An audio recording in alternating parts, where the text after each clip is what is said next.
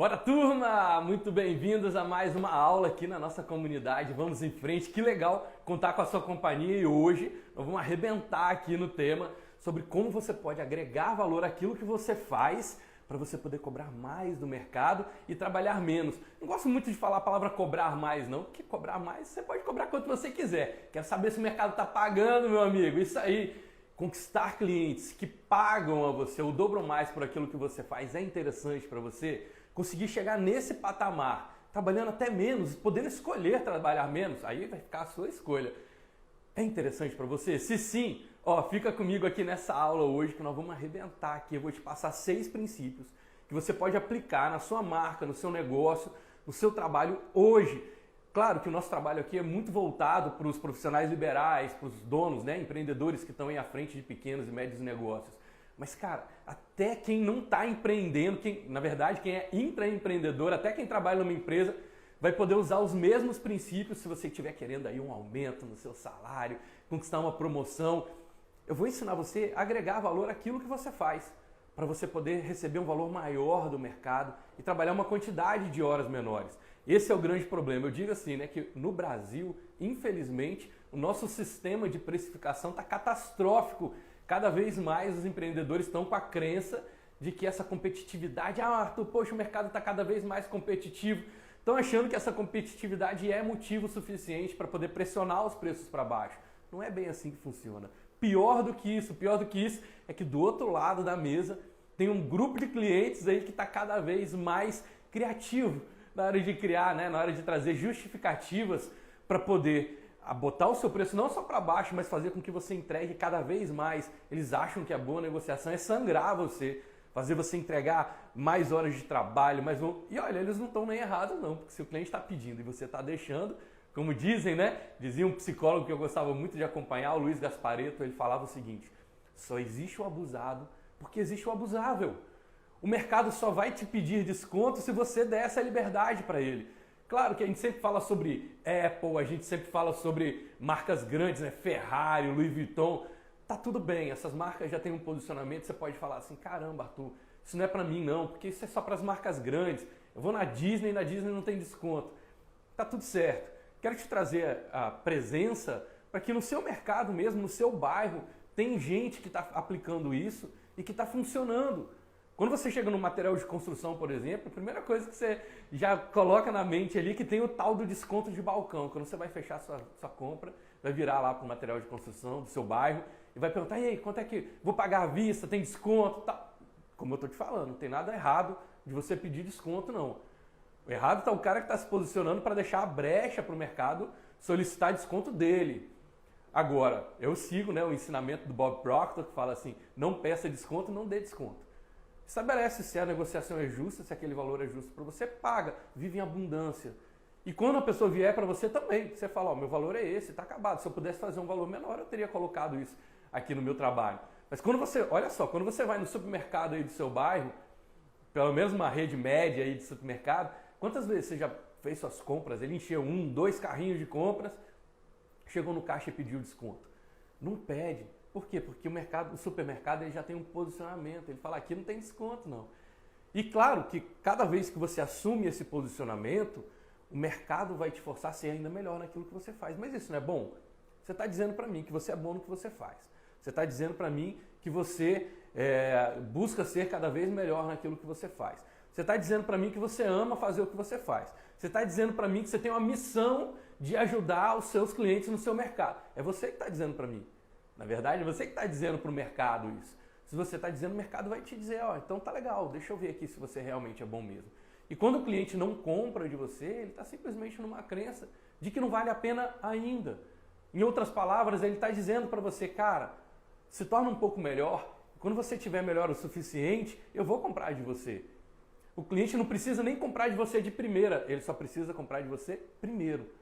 Grava isso aí para você, o cliente não precisa comprar de você de primeira. Muita gente está assistindo essa live aqui, essa aula, muita gente já conversou comigo, não está no momento dela, está tudo bem, não precisa comprar de mim de primeira, mas ele precisa comprar de mim primeiro. Porque quando ele compra do meu concorrente, ali tem um sinal de que pode ser que eu não esteja agregando valor suficiente àquilo que eu ofereci. E esse valor tem 2 lados, tá? Tem tanto o meu lado, que a gente fala sempre quando você não está vendendo, 3 coisas podem estar acontecendo. A sua oferta é ruim, o seu produto é ruim ou você é insuportável. É isso que acontece, paciência. Então, ou quando eu não vendo, a minha oferta não está adequada para aquela pessoa, e claro, pode ser que ela não seja a pessoa também adequada para comprar de mim. Mas eu tenho um indicador para eu dar uma olhada se a minha oferta está boa o suficiente, se eu fiz tudo que estava ao meu alcance, se o meu produto, a minha entrega está boa o suficiente, ou se eu estou conseguindo criar identificação com as pessoas. Quando é que a gente fala que alguém é insuportável? Quando o santo não bate, sabe? Quando o seu sistema de crenças bate de frente com o sistema de crenças daquela outra pessoa. Você fala, caramba, não fui com a cara desse sujeito. Porque ele representa alguma coisa que você resiste em si mesmo. Você olha para uma pessoa e você fala assim, pô, essa pessoa me parece desonesta. Você está resistindo em si mesmo ser desonesto. Você fala, eu nunca seria desonesto. Então, se você está convivendo ali, se você está próximo de uma pessoa que te parece desonesta, aquilo vai bater direto no seu sistema de valores. Faz sentido para você? Estou te contextualizando para você poder já começar a puxar os indicadores aí do seu dia a dia de como que você pode, talvez, não estar agregando valor suficiente para aquilo que você está oferecendo no mercado. E aí entra naquela síndrome do over-delivery, né? O que é a síndrome do over-delivery? Isso aqui também é fundamental, gente.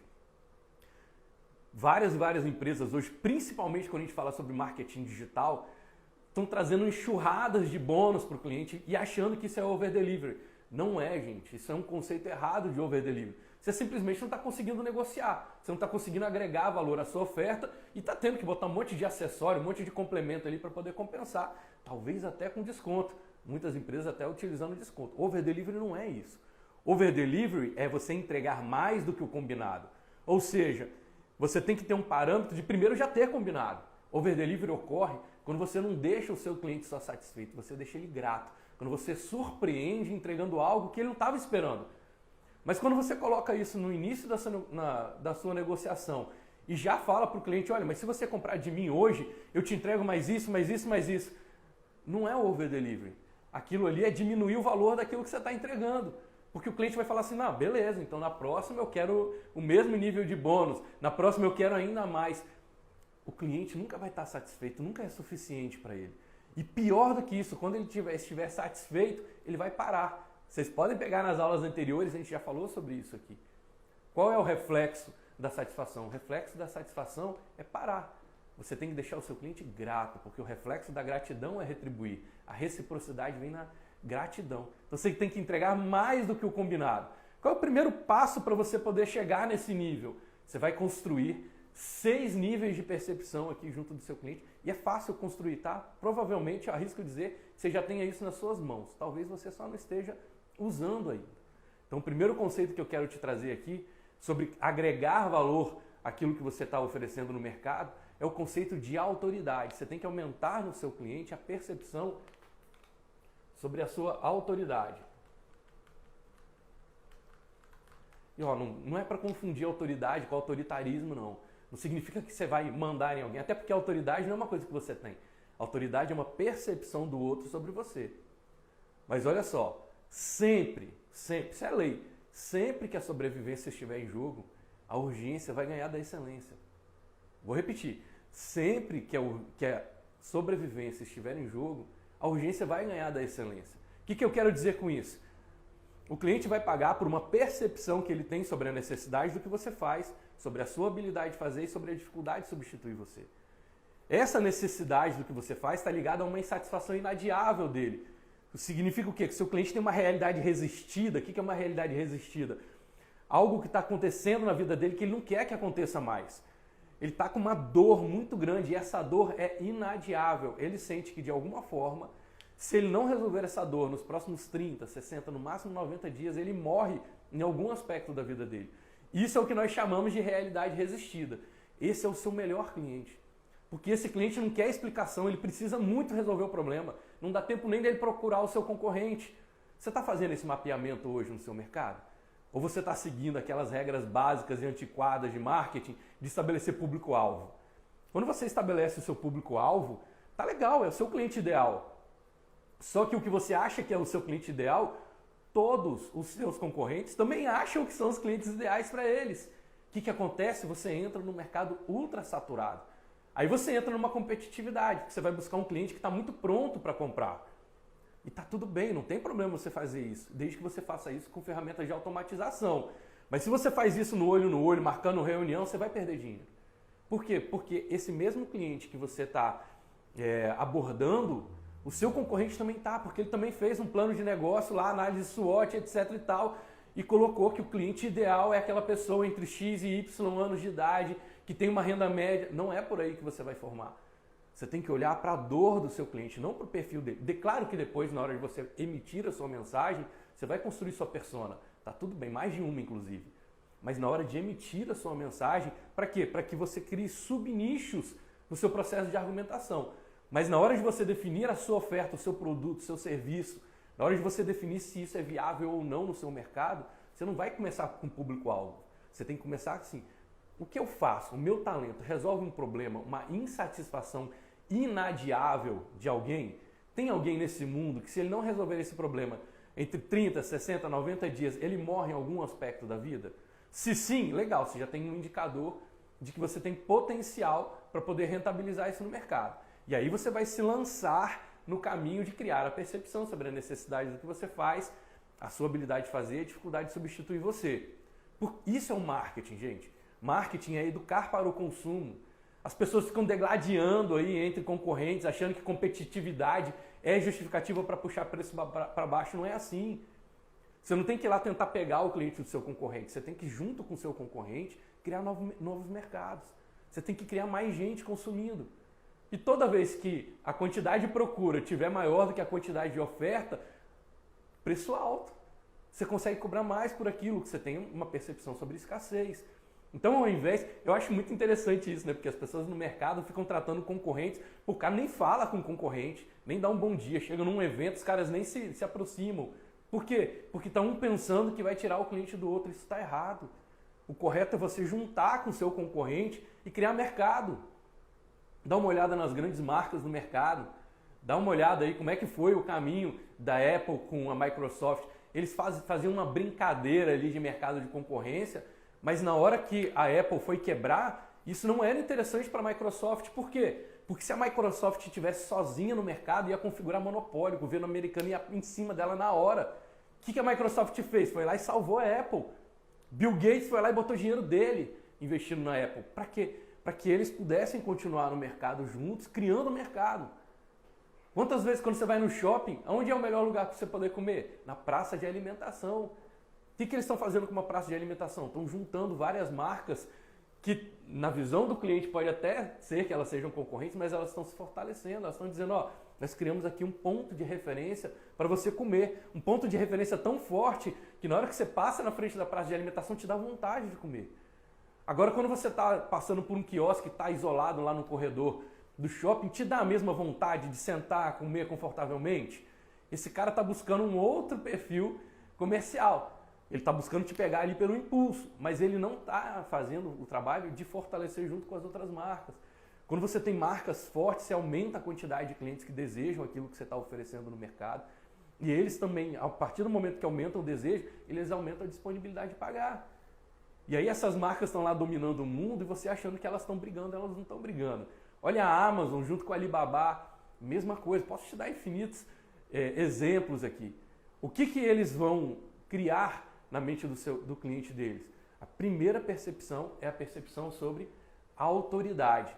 Quando você está andando pela rua, alguém foi lá, bateu sua carteira, roubou sua bolsa, pegou seu celular, qual é a primeira coisa que você faz? Você olha para os lados para ver se tem alguém de farda.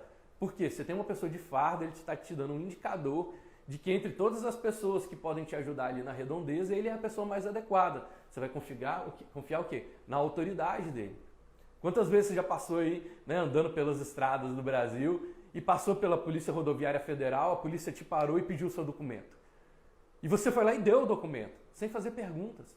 Por quê? Porque eles estavam num ambiente que tinha uma forma, uma cor, signos que te mostravam que ali ele era autoridade. Mas se você não reconhecesse a autoridade, você ia dizer, ó, me mostra aí a sua identificação primeiro, policial. Para saber se você é policial mesmo. Como é que eu vou saber que você... Eu não vou te dar minha carteira de motorista, não vou te dar minha habilitação, antes de você me provar que você é um policial de verdade, que a sua licença está ativa, Olha que legal. A gente não faz isso porque a gente antecipa, né? Isso chama viés cognitivo. A gente antecipa a percepção. A percepção vem antes do raciocínio. Você percebe, depois pensa, depois você traduz a percepção. Você percebe, sente, aí você vai traduzir aquilo ali. Faz sentido? Como é que você aumenta a percepção de autoridade do seu mercado? Vou te mostrar aqui alguns exemplos de como é que você pode fazer para aumentar a percepção de autoridade sobre a sua marca sem que você precise fazer grandes investimentos. Primeira coisa que eu vou te falar sobre isso aqui é você ter uma posição de liderança em alguma associação do seu segmento. Então vamos lá.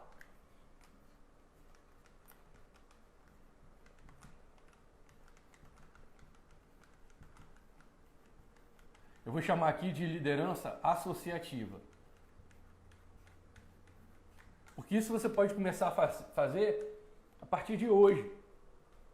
O Tony Robbins citava, né, uma frase muito interessante, eu acho que veio lá do Jim Brown, e ele falava o seguinte, que as pessoas de sucesso fazem o que os fracassados não querem fazer. Vou repetir, as pessoas de sucesso fazem o que os fracassados não querem fazer.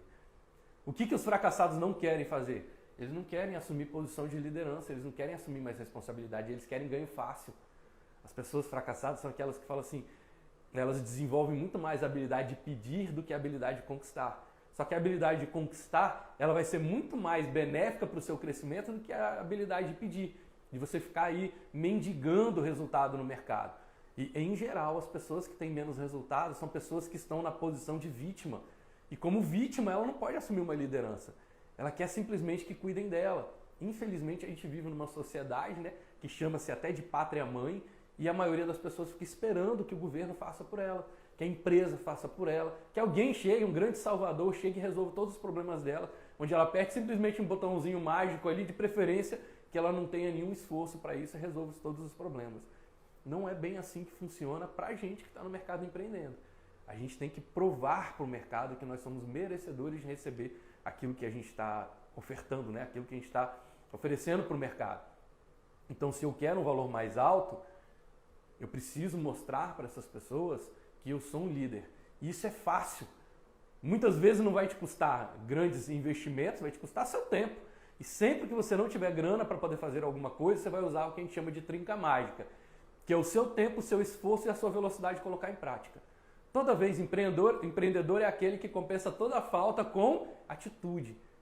Então, poxa, Arthur, eu não tenho grana para poder participar do maior prêmio do meu segmento. Tá tudo bem, mas você pode buscar uma associação do seu segmento e falar, olha, eu tenho interesse em ajudar vocês. Como é que eu posso ser o próximo presidente? Como é que eu posso ser um próximo conselheiro, um vice-presidente, um coordenador? Uma posição de liderança de alguma associação ligada ao seu segmento. Porque quando você for levar a sua abordagem para o mercado, você não vai dizer só, ah, tudo bem, eu sou Arthur Galvão, advogado. Você vai dizer, olá, eu sou Arthur Galvão e eu sou presidente da Associação Regional dos Advogados. Não sei nem se existe isso, mas você já vai colocar um peso político na frente. A pessoa vai dizer, caramba, esse cara não é qualquer um. Esse cara está à frente. Se ele fosse um mau profissional, não teriam aceito ele na liderança. Só que olha que legal, e quem está aí à frente de associação sabe disso, de uma transição de liderança para outra, eles ficam pedindo quase pelo amor de Deus, gente, alguém quer ser o presidente, alguém quer ser o vice-presidente, alguém quer ser o tesoureiro, ajuda a gente aqui, a gente está precisando de coordenador. Por quê? Porque é topo de pirâmide a liderança. Né? É estratégico, liderança é estratégico. E nem todo mundo está a fim de assumir liderança. E você pode fazer isso a partir de hoje, sair dessa aula e começar a buscar qual é a associação principal aqui da minha categoria, como é que eu faço para poder ir lá e já me dispor para essas pessoas, olha, eu estou levando muito a sério meu caminho de crescimento no mercado e eu acho que não basta a gente entregar um trabalho bom, a gente tem que mudar para melhor a forma como a nossa categoria rentabiliza, como a gente é valorizado, e para isso eu acho que não adianta só falar, a gente tem que agir. Eu quero muito, para minha missão, para o meu prazer pessoal mesmo, para minha realização pessoal, quero muito assumir uma posição de liderança. Como eu faço para que eu possa ser um próximo presidente, um próximo coordenador, um próximo líder aqui? Olha que bacana, você não entregou nada mais para o seu cliente, mas você já vai com um esforço aumentar a percepção de autoridade de vários dos seus clientes. Mas de que forma? Não, Arthur, mas espera aí, cara, eu não quero ser um líder na minha associação. Ah, e se todos os profissionais da minha categoria quiserem ser líderes? Experimenta começar. Você vai ver que a galera não quer. O pessoal quer tomar um chopp, quer ir pra praia, quer gandaia. Não tem nada de errado, é perfil comportamental. São pessoas que querem ser liderados e o mundo tem muito mais liderados do que líderes. Faz parte do jogo. Você tem que ir lá e se posicionar. Eu lembro quando eu participei de uma coordenação numa equipe de networking que eu faço parte, e eu fui lá para o nosso diretor consultor e falei, olha, na próxima gestão, se vocês precisarem de apoio nesse sentido, eu adoraria ser um coordenador disso. Por quê? Porque eu estou buscando melhorar exatamente a minha habilidade de fazer isso no mercado. E eu considero que estar numa coordenação ia me ajudar a aprender ainda mais rápido, que eu ia me forçar a fazer. Resultado, fui convidado, fiz ali a coordenação e isso acabou virando uma repercussão nacional. Uma coisa que era regional, quase que pontual, e eu acabei conseguindo uma repercussão nacional a partir desse caminho. Por quê? Porque eu fui construindo um ponto de autoridade. De que outra forma você pode construir autoridade junto do seu mercado? Aí sim, você pode criar um mecanismo, né, um formato para poder participar de premiações, para receber homenagens. Você não precisa começar a receber na maior do mundo, mas você precisa sim começar de algum lugar. Então você vai puxar ali, poxa, eu consigo ser homenageado por alguma associação próxima, por alguma associação política.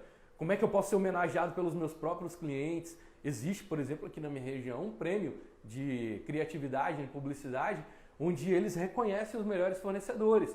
Então, se você é um melhor fornecedor da área gráfica, se você é um melhor fornecedor da área de comunicação visual, eles vão lá e vão te dar um prêmio para isso. Mas você tem que se candidatar, você tem que mostrar para eles que você está presente nisso aí.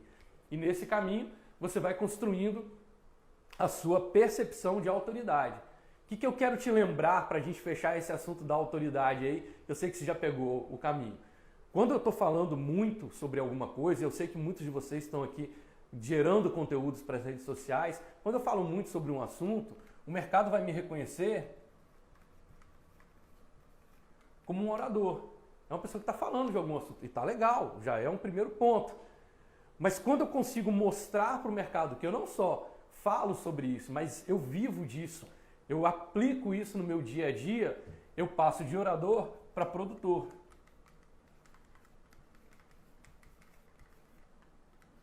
Eu passo de orador para produtor. O mercado tem um respeito maior por não só quem está falando, mas quem está fazendo. É a congruência. Tem algo ali que está mostrando que aquilo que você tem de teoria, você consegue aplicar na prática. Quando você junta essa teoria e essa prática do seu dia a dia e mostra para as pessoas que você está unindo a sua teoria, a sua prática para um assunto só, para um caminho só, você tem um foco muito específico, aí o mercado começa a te ver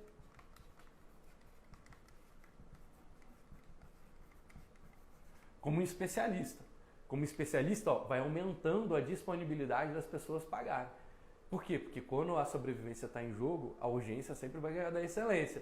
Quando a sobrevivência das pessoas está em jogo, se você for visto como especialista, já é suficiente para o mercado trazer você antes dos generalistas que estão até estudando sobre o assunto, estão aplicando o assunto, mas eles não estão numa área específica. Por exemplo, eu falo sobre medicina, é uma coisa, mas eu não só falo e dou aula sobre medicina, eu clinico, eu estou ali clinicando com meus pacientes, mas eu posso ser um médico ali, um clínico geral. E faz sentido, está tudo bem. Eu posso atender muita gente com isso, mas quando eu começo a ser um especialista, não, agora eu sou um cirurgião especialista em joelho, um cirurgião ortopedista especialista em joelho, e eu só opero atletas de alta performance. Agora, quando um clube de futebol ou quando um clube de vôlei, basquete, precisa de um cirurgião ortopedista, de um médico nessa área, ele vai buscar quem? Especialista. Porque o especialista vai diminuir a sua chance de erro. Falando, não, esse cara estuda só isso, ele não é um clínico geral. Ele é um especialista, ortopedista, cirurgião, especialista em joelho. Quando você começa a ser considerado, quando você fala, faz, tem foco e as pessoas começam a considerar a sua opinião, você se torna um influenciador.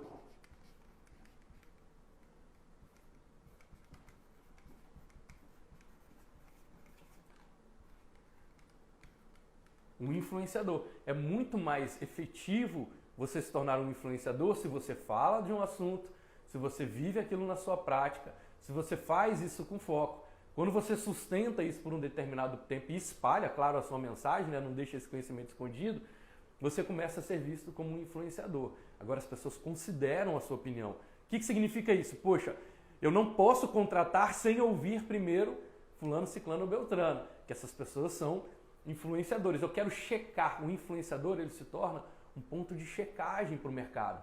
Isso aumenta ainda mais a disponibilidade das pessoas pagarem por aquilo que você está oferecendo. Mais do que isso, quando não só a sua opinião é considerada, quando ela se torna soberana, você se torna uma autoridade. O mercado começa a te ver como uma autoridade. O que significa isso? Outras pessoas podem ter opinião, mas a sua é soberana. Quando você fala, ó, vai para a direita, todo mundo vai para a direita. Quando você fala, vai para a esquerda, todo mundo vai para a esquerda. Autoridade. Autoridade é a sua habilidade de dizer algo, dar um comando e as pessoas te escutarem e te atenderem. Porque elas querem. Não é porque você é autoritário, é porque elas respeitam, elas reconhecem em você um nível de certeza, um nível de checagem mais alto do que a grande maioria das pessoas. Então você saiu de orador, que só fala sobre o assunto, de produtor, que fala e faz, de especialista, que fala e faz com foco, de influenciador, que você tem um respeito das pessoas, a sua opinião é considerada, para tornar uma autoridade. Quem é uma autoridade na Igreja Católica? O Papa. Quando o Papa diz, as pessoas cumprem. Os católicos vão cumprir. Por quê? Porque ele é o soberano. Ele é a linguagem soberana. É quem emite a mensagem soberana. Mas tem um ponto que é ainda maior. Aqui eu estou te ajudando a criar autoridade. E se você fizer esses 6 itens que eu estou te ensinando hoje, você vai para um ponto ainda mais alto, que é o ponto de ser reconhecido como um criador. Criador é aquele cara que muda a direção do mercado. Ele não só resolve o problema, ele não só faz o trabalho dele, não só é reconhecido como uma autoridade, mas ele cria algo novo. Ele cria uma nova forma de fazer, um novo modelo. Quando você cria um novo modelo, você se torna um criador. E aqui você não se torna só importante, você se torna único, insubstituível. Ninguém pode tirar de você o título de ter sido pioneiro naquilo ali. Então, se você quer criar ainda mais autoridade, não só estabelecer um cargo de liderança, que foi uma dica, uma orientação que eu te dei aqui, mas você pode mostrar para o mercado que você tem um mecanismo que cria um novo movimento, que cria uma nova direção, um novo modelo de fazer. E aí você se torna o quê? Pioneiro. E esse título ninguém tira mais de você. Faz sentido? É assim que o pessoal faz, né, nos esportes. Pô, ele foi o primeiro a bater o recorde mundial. Ele não só tem a autoridade de ter sido aquele atleta, mas ele criou um novo patamar, ele criou um novo sentido para aquela categoria. Ok? Até aí? Quem você está hoje? Ó, analisa aqui e vê em qual aspecto que você está hoje. Você considera que você está mais como orador, mais como produtor, como especialista, você já é um influenciador, você já é uma autoridade, você já é um criador? E não basta a sua opinião, não. Na hora que você tem a sua opinião, você tem que ir para o mercado buscar os indicadores que comprovam que a sua crença é verdadeira. Senão vai ficar todo mundo pipocando, nossa, eu sou criador. Eu quero que você... Aqui o mercado percebe você como criador. Que indicadores você tem de que essas pessoas hoje não tomam uma decisão sem te consultar antes? Que evidências você tem hoje de que você tem algo que ninguém mais tem para oferecer no mercado? Que evidência você tem hoje de que as pessoas sempre consideram a sua opinião na hora de tomar a decisão? Faz sentido para você? Então esse é o primeiro item para você poder construir uma percepção de autoridade. Qual é a orientação básica que eu te dei? Busca uma posição de liderança em alguma associação da sua categoria ou vá em busca de prêmios, homenagens, homologações, coisas que te coloquem no superlativo, né? Ele é o melhor, ele é o mais eficiente da categoria. Não vai lhe dizer só que você faz o seu trabalho. Tem que ser algo dizendo que você é o melhor. Tem que ter uma hierarquia aqui, ok? Segundo ponto que você vai construir, depois que você constrói a autoridade, que é o mais forte, o resto você vem puxando a fila para trás. Para frente, né? Você vem puxando a fila. Você vai construir agora a sua autoralidade.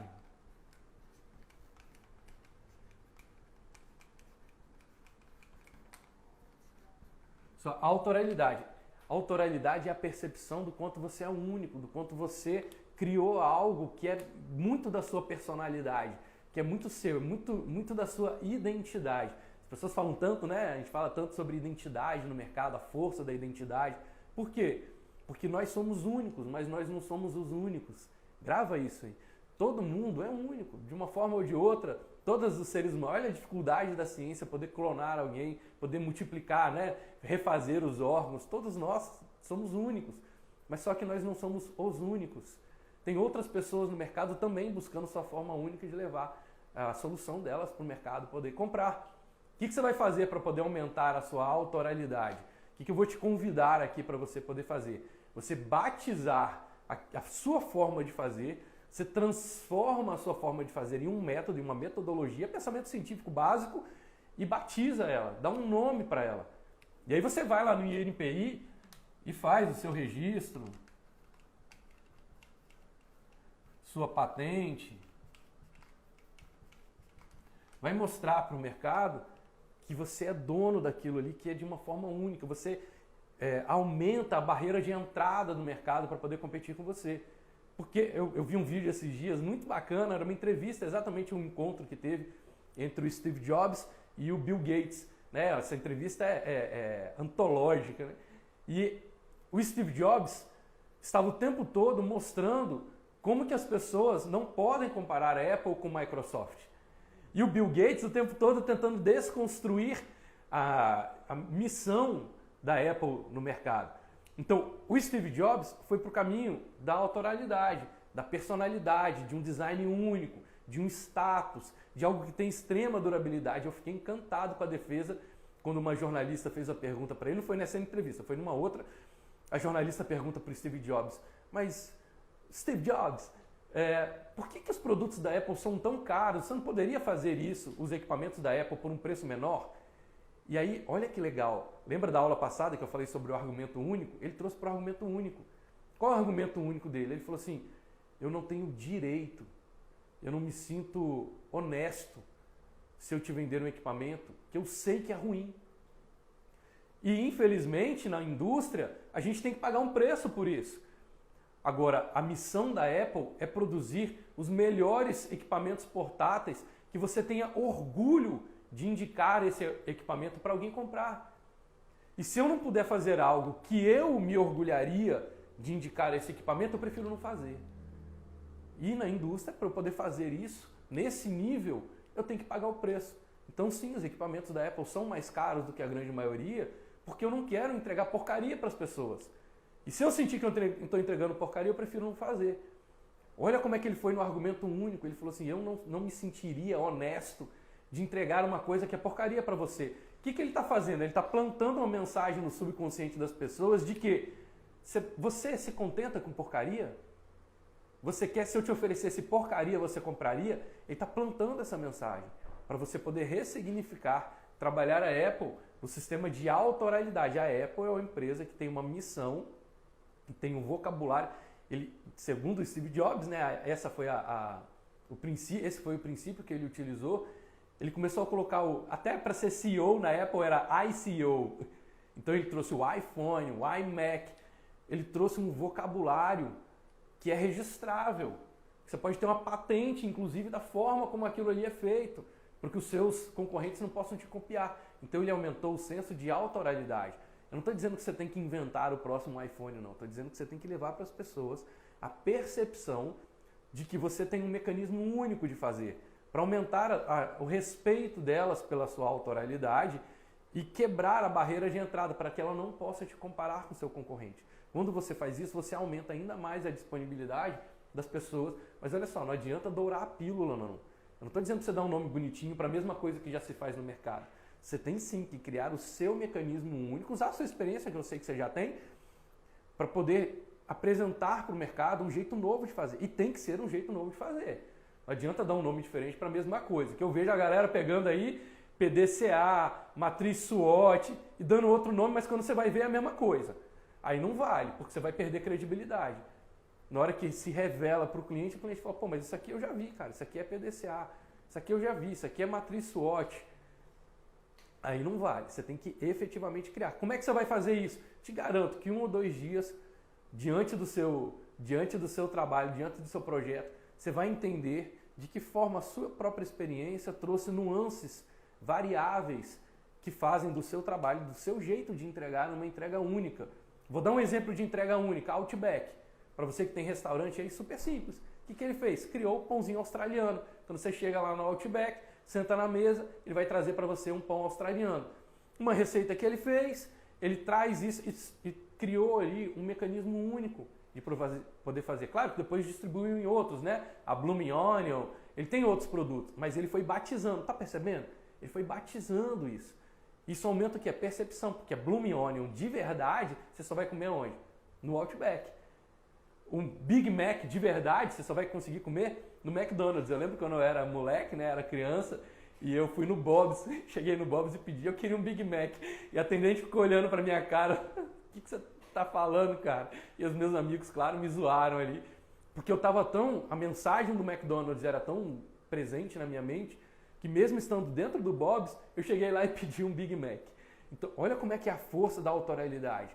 Como é que você faz isso? Você vai batizar o seu sistema e vai repetir isso para o mercado o tempo todo. Você tem que trazer isso para o seu posicionamento. Eu falo aqui sempre para vocês, olha, nós estamos aqui juntos criando a primeira comunidade de valorização empreendedora do Brasil, através de um método que eu criei chamado marketing de percepção. E eu traciono isso através de uma comunidade, que é a comunidade Vamos em Frente. Só que eu já trouxe 3 aspectos de autoralidade para vocês. Não tem mais como o cara me comparar no mercado. Não tem mais como o concorrente dizer, eu também faço isso. Não faz.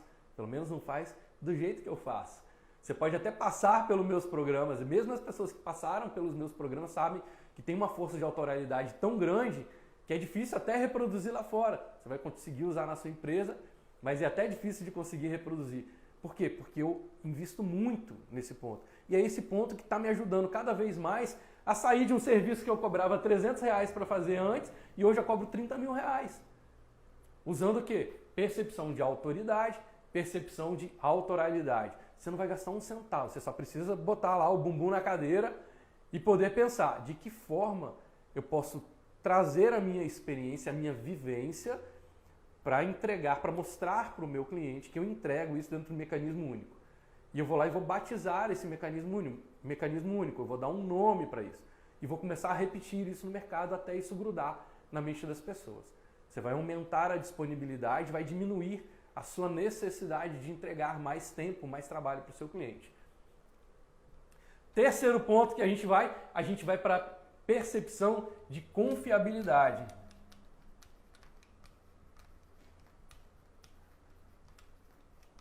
Gente, é claro que vocês têm inúmeras formas de chegar nesses resultados. Eu estou dando exemplos aqui para vocês que sejam simples, que vocês sintam que vocês podem aplicar no seu dia a dia sem precisar tirar dinheiro do bolso para poder fazer. Porque aí não tem desculpa.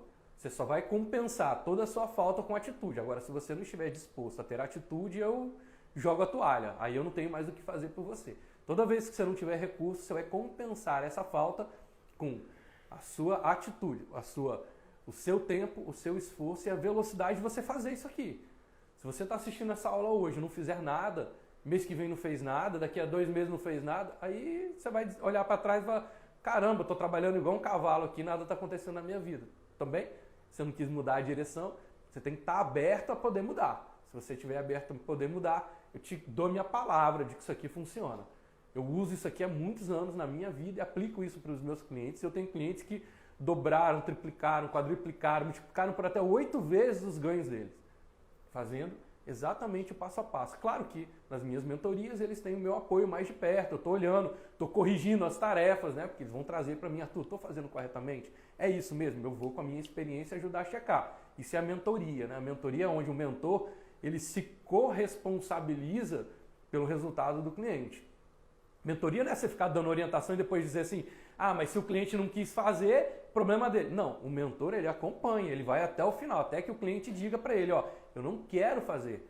Mas mesmo que o meu cliente de mentoria dê uma fraquejada, e eu sei que tem momentos que vocês vão tentar desistir, eu vou ao resgate, eu vou puxar essa pessoa até que ele diga, Arthur, não, mas eu não quero fazer. Aí se você não quer fazer, tudo bem, eu tenho que respeitar a sua decisão.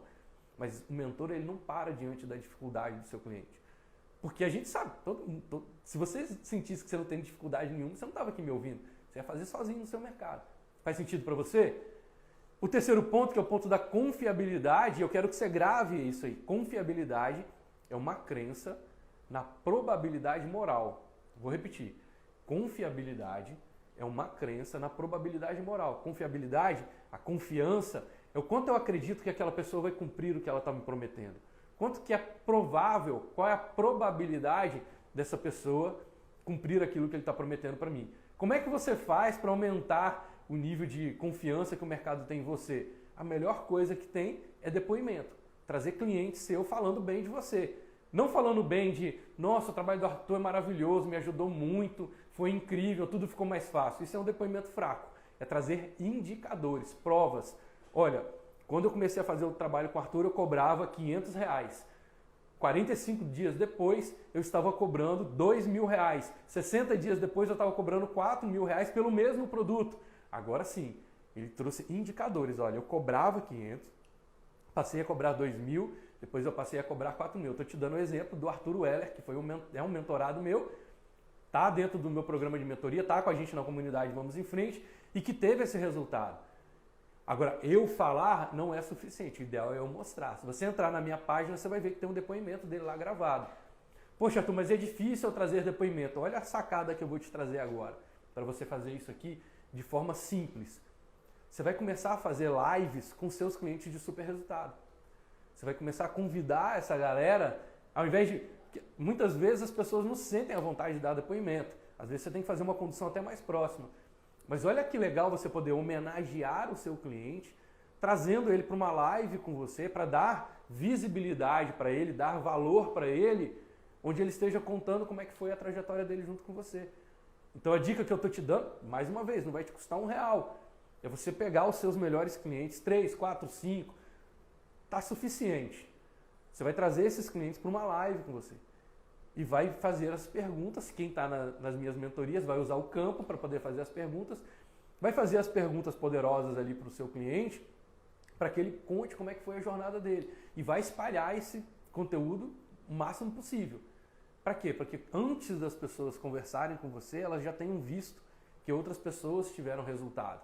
Isso vai aumentar o nível de confiabilidade. Claro que se você tem uma certificação, se você tem uma homologação, se você já recebeu uma homenagem, se tem a imprensa falando sobre você, faz parte, é muito bom, dá para você usar isso sim como processo de confiabilidade, vai ajudar muito, mas não tem nada mais forte, mais poderoso do que alguém dizendo, Arthur fez isso por mim.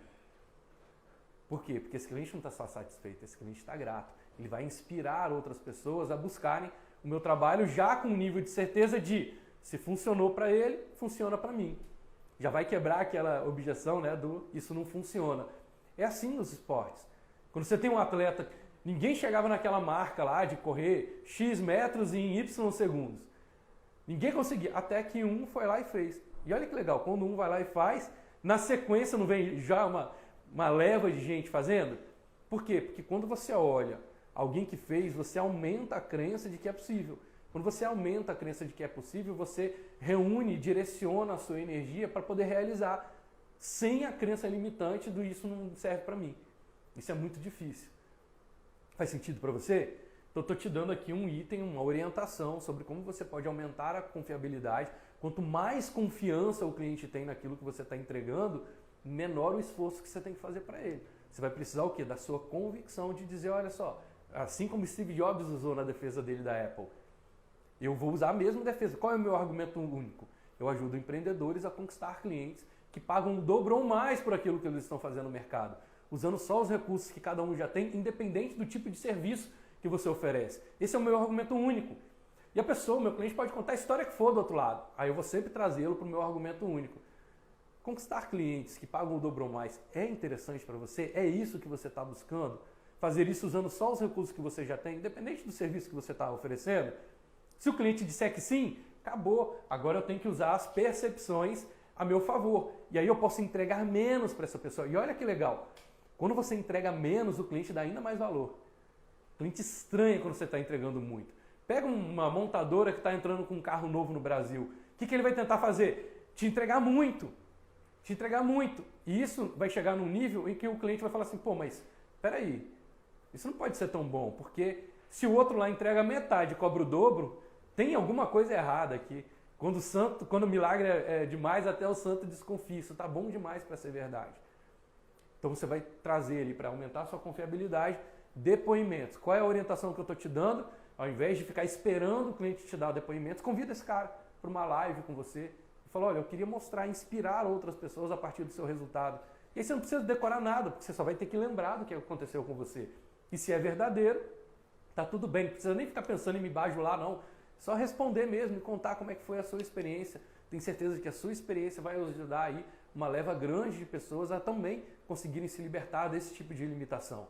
Você vai estar homenageando o seu cliente, criando valor para ele, dando visibilidade e trazendo um nível maior de confiabilidade daquilo que você está oferecendo, certo? Nível 4, depois que a gente fala de confiabilidade, agora você vai aumentar a percepção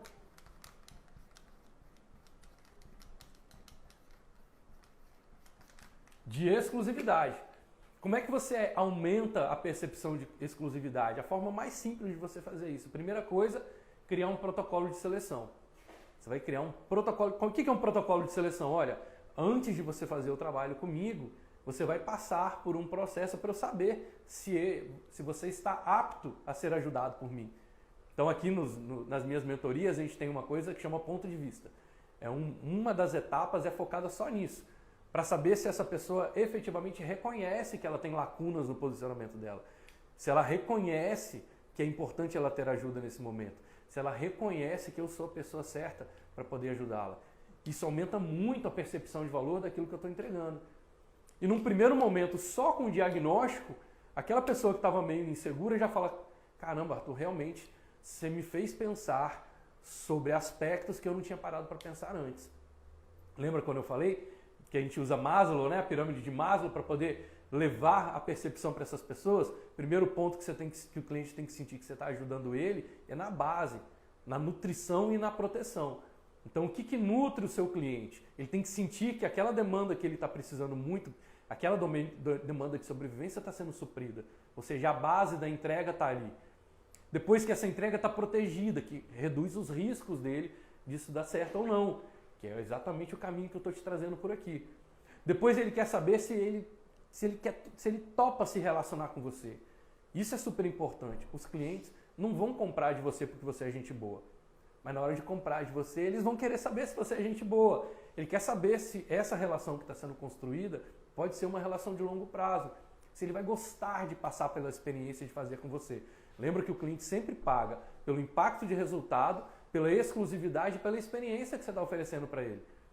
Então é exatamente esse ponto que eu estou te trazendo aqui. Na hora que você vai levar a exclusividade para o seu cliente, você vai dizer para ele, olha, eu não sei se eu sou a pessoa certa para poder te atender, eu não sei se você está pronto para ser atendido por mim.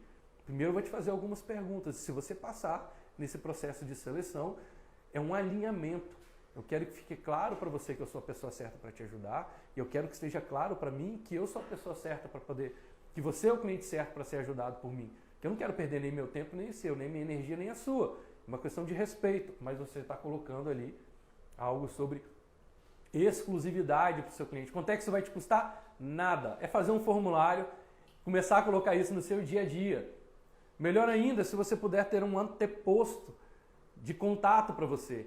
Então, antes do cliente chegar para você, que é o expert, que é o especialista, que ele passe por alguém da sua equipe ou por algum mecanismo que diga, olha, primeiro nós vamos checar se você pode falar com o Arthur, por exemplo, e depois a gente vai liberar o acesso para você poder conversar com ele.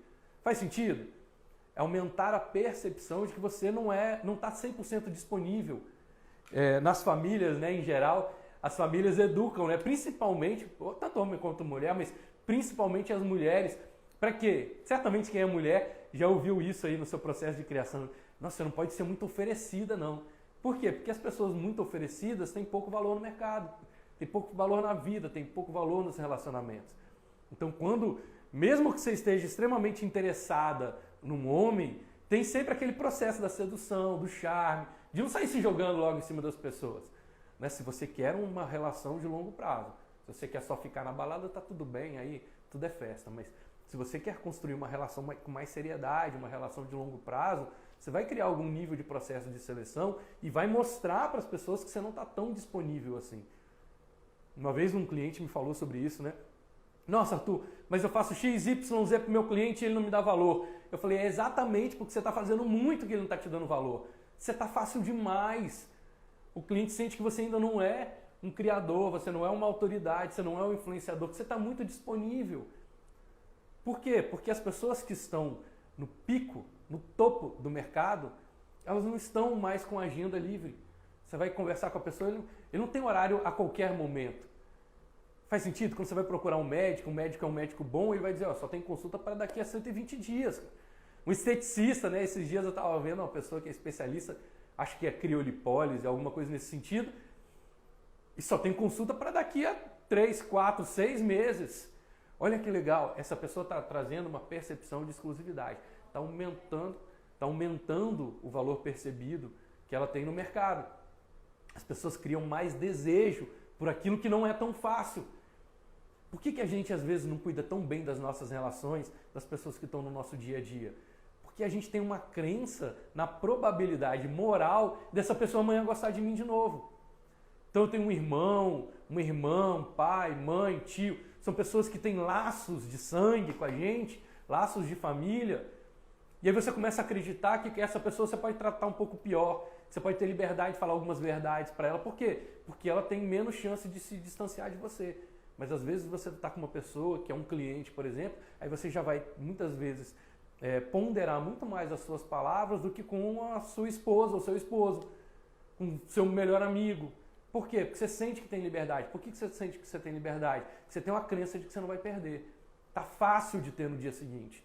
Agora, se essa pessoa tem um posicionamento e fala assim, aqui, desse jeito você não vai falar comigo não, pode parar.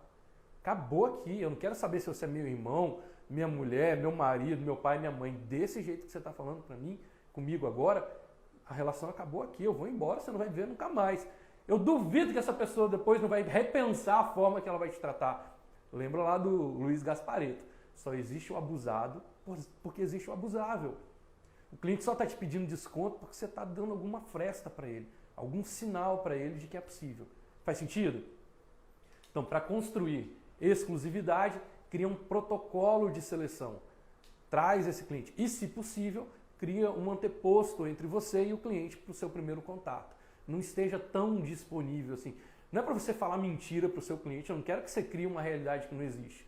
Eu quero que você estabeleça, olha só, se hoje eu estou com a minha agenda muito cheia, muito vazia, eu vou começar a dizer para o mercado, ó, só atendo às terças e quintas. Olha como é que agora eu espremi a minha agenda. E não é mentira, é verdadeiro. Você vai dizer, eu só atendo às terças e quintas. Isso chama-se posicionamento. O que você faz nos outros dias? Faço nada. Mas eu só atendo às terças e quintas. Eu lembro que no início do meu trabalho, eu ia até os clientes. Eu pegava meu carro e ia até eles. Hoje eu não vou mais. Eu estou criando o quê? Senso de exclusividade. Eu estou dizendo, eu vou te atender, eu quero fazer o melhor para você. Eu, assim como Steve Jobs, não vou entregar porcaria. Não assumo, não admito isso. Mas, assim como você vai num médico, você vai vir no meu escritório. Ou a gente vai se reunir ali via internet, mas você vem até a mim. Se é importante, eu estou criando o que com isso? Eu estou criando uma seleção para o meu cliente. Se é realmente importante para você, você vem até a mim. Mas se não é relevante, você fica lá na sua casa, resolve com o outro, tá tudo bem. Mas se é realmente relevante você resolver esse problema, e se você acredita que eu sou a pessoa certa para te ajudar, você vai vir até a mim. E de lá para cá já tem anos, uns 6 anos, que eu não vou mais nos clientes. Por quê? Porque é a forma de eu selecionar se essa pessoa já respeita o meu trabalho. Como que nasceu isso? Um cliente meu da área de alimentação, fazia distribuição de alimentos e tal para a indústria, para empresas, e ele virou para mim no telefone e falou assim, aqui, se você não estiver aqui na minha empresa, não tinha nenhuma agenda programada com ele, e ele teve a audácia de dizer para mim no telefone, se você não estiver aqui na minha empresa, em 1 hora, eu vou contratar outra pessoa para fazer no seu lugar. O que eu respondi para ele? Falei, não precisa nem esperar, cara, já pode contratar, eu não vou. Porque eu quero fazer um trabalho para você, porque eu amo fazer o que eu faço e estou feliz de fazer para você. Agora eu quero que você também esteja feliz e respeite o meu trabalho. Eu não vou trabalhar sob ameaça, não é assim que funciona. Eu não sei com que tipo de pessoa você lida, mas eu não sou esse tipo de pessoa. Já pode contratar daí, porque eu tô fora. E não fui daí para frente, eu nunca mais fui. Porque eu estabeleci, peraí, cara, realmente, ele deve estar cercado por um monte de gente que faz tudo o que ele quer sem questionar, porque ele está manipulando essas pessoas pelo dinheiro. Está ameaçando essas pessoas. E eu não quero viver minha vida sob ameaça. Faz sentido para você? Estabeleci a partir dali que, ó, a partir de agora eu não vou mais não. Se o cliente quiser, ele vai vir até mim, se for relevante para ele. E quando ele vem, eu dou um show. Quando o cliente vem, eu boto o tapete vermelho aqui, quem acompanha nas mentorias. O mesmo chá que é servido no Palácio de Buckingham é o chá que o meu cliente toma aqui no meu escritório. Então eu vou mostrar para ele que eu admiro e estou grato por ele estar comigo. Mas eu vou cobrar dele, sim, uma seleção sobre ele, respeitar e entender se ele assume, né, admite que é importante fazer o trabalho comigo. Depois que a gente criou a percepção de exclusividade, a gente vai para a percepção de pertencimento.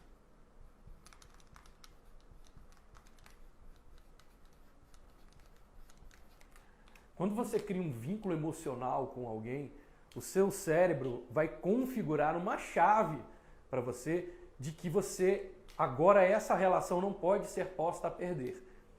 Não pode, você não quer colocar essa relação a perder. Isso chama-se senso de pertencimento. Nas relações, né, principalmente homem, mulher, casais, enfim, homem com homem também pode ser, né? Quando você cria um nível de vínculo maior, as pessoas começam a criar pontos de tolerância, porque é uma negociação mental sobre não colocar essa relação a perder. É como se a pessoa falasse assim, nossa, de certa forma, eu pertenço a essa pessoa. O que significa isso? Eu topo abrir mão de algumas coisas que são valor para mim, para não perder essa pessoa. E olha que legal, né? Aí a gente traz lá do budismo que o ápice do sofrimento é o apego, e eu complemento isso no meu método dizendo que o ápice do amor é o compromisso. Então, quando você está criando um vínculo com alguém, você está querendo criar compromisso com essa pessoa. Então, quanto mais você ama, mais você quer se comprometer. E quanto mais você sofre, mais é pelo que você está apegado. E como você não quer sofrer, seu cérebro vai configurar esse senso de pertencimento. Como é que você pode criar esse vínculo de uma forma simples no seu mercado para aumentar a disponibilidade do cliente, pagar pelo que você está oferecendo e poder entregar menos, trabalhar menos, precisar trabalhar menos para esse cliente? Primeira coisa que você pode fazer para o seu cliente é reconhecimento. Começar a homenagear esse cliente, premiar mesmo. Dizer para ele, talvez até em categorias. Cartão de crédito não faz isso? Olha, agora você é um cliente black. Nossa, agora eu sou cliente black. Ele vai dizer, ó, pelo seu perfil de consumo comigo. Lembra que a gente faz o quadrante aqui?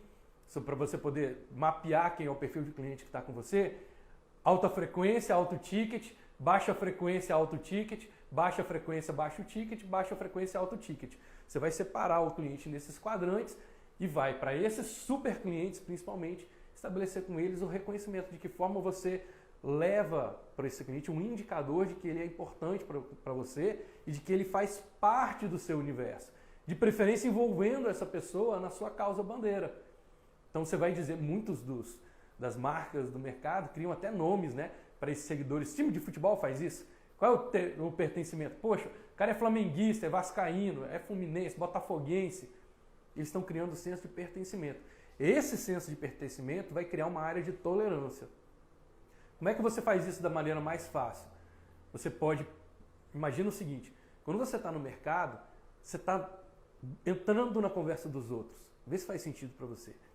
Quando você está no mercado, isso é um dos maiores erros de quem produz conteúdo. Eu não sou o cara do marketing digital, mas eu vou te dar uma dica aqui que eu nunca vi alguém do marketing digital levar. E eu vou te dar um ponto de vista bem interessante para isso.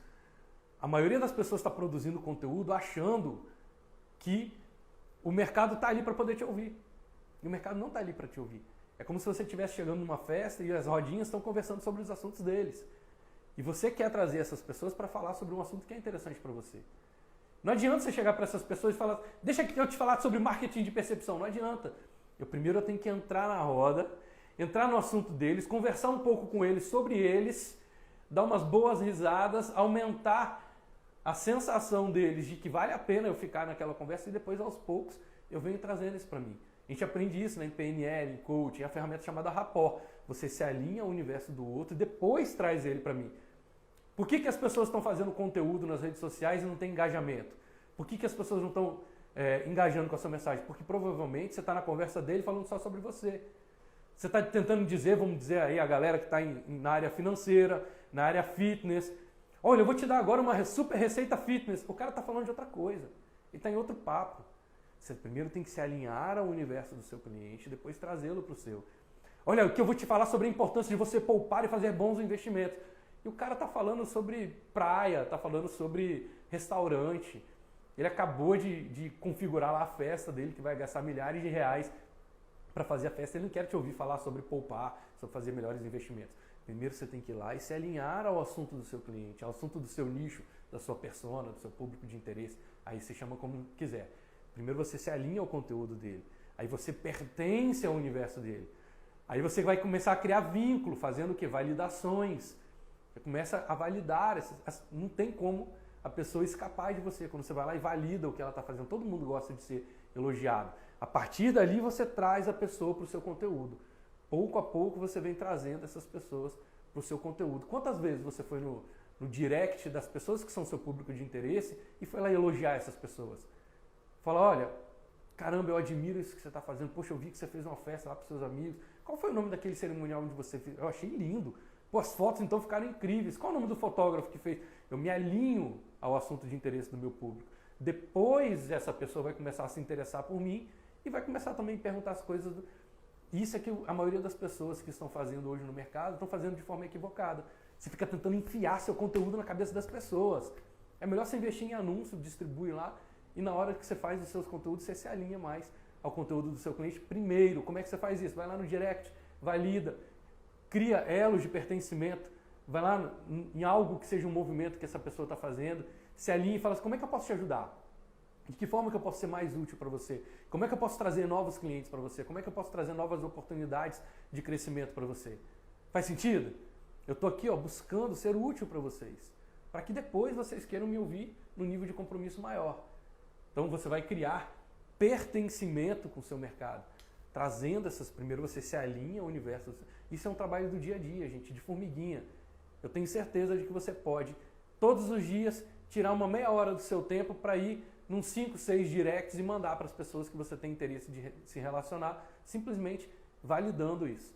Joia, validando o que elas estão fazendo, se alinhando ao conteúdo delas para depois você trazê-las para o seu conteúdo. Depois que falamos sobre pertencimento, a gente vai falar sobre a percepção de aplicabilidade.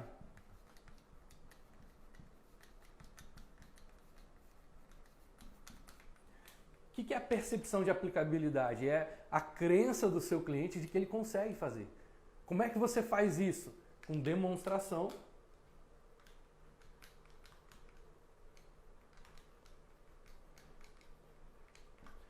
E degustação.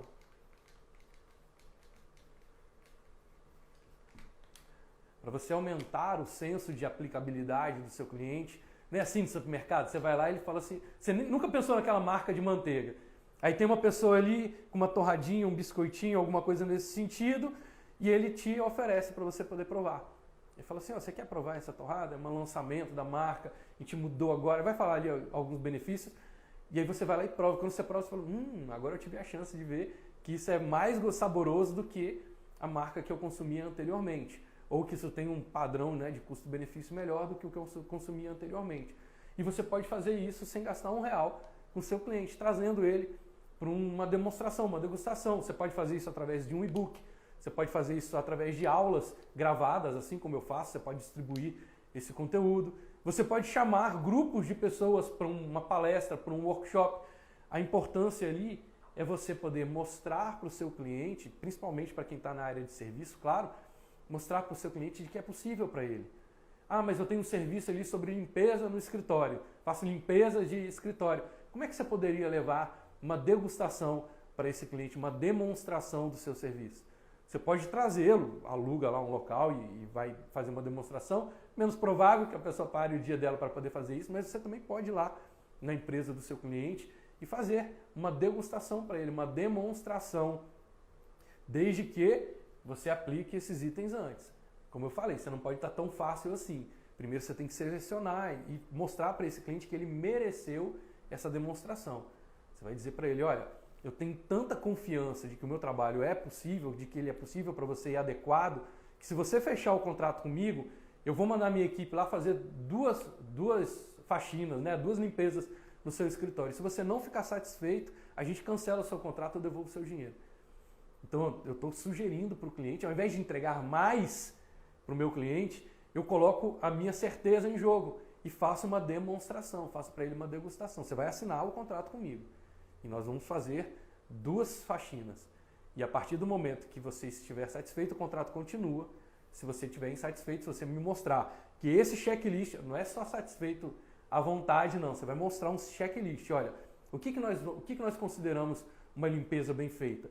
Fez X, Y, Z, 1, 2, 3, A, B, C, D. Se eu não cumprir esses critérios, você não precisa nem me pagar as 2 primeiras, como a gente cancela o contrato e está tudo bem, cada um vai para o seu lado. Então eu não entreguei a mais, eu só coloquei um nível de confiança maior através da aplicabilidade, a percepção para esse cliente de que é adequado para ele. Faz sentido? Se você trabalha esses itens a seu favor, você sabe que você está no caminho certo para poder cobrar mais pelo que você faz, diminuindo o volume de entrega que você tem para o seu cliente. Se isso for interessante para você, eu te convido a pegar essas dicas, essas orientações que eu te dei uma a uma aqui hoje, colocar em prática aí no seu negócio, certo? Lembrar sempre que quando você fecha uma negociação com desconto, você está tendo um indicador claro do fracasso de um modelo de valor proposto. Então, quando você fecha uma negociação sua e você precisa dar desconto, você fracassou no seu modelo proposto de valor. Você falou, ó, eu acho que valeria 1.000, mas eu vou te vender por 800. Fracassou o seu modelo de valor. Mas se você aplica esses indicadores, eu tenho certeza de que você vai conseguir aumentar ainda mais o seu valor e vai precisar fazer um nível de entrega muito menor para o seu cliente. Certo? Quer mais informação? Link está na minha bio, entra lá, conhece de perto a comunidade Vamos em Frente, vai ser um prazer ter você lá junto com a gente para que a gente possa ter um contato ainda mais próximo, eu me comprometer mais com o seu crescimento e você se comprometer mais também com a sua jornada de conquistar clientes que pagam o dobro ou mais, usando só os recursos que você já tem, independente do tipo de serviço que você entrega. Certo, tá aí? Gente, obrigado pela presença de vocês. Foi um prazer ouvir vários comentários aqui, vou checar todos no final. Um grande abraço para vocês e que as suas decisões e as suas escolhas sejam sempre guiadas pelos seus sonhos e não pelos seus medos. Permita que o extraordinário se manifeste na sua vida. Evoluir sempre, contribuir ao máximo. Um beijão para todos vocês. Vamos em frente.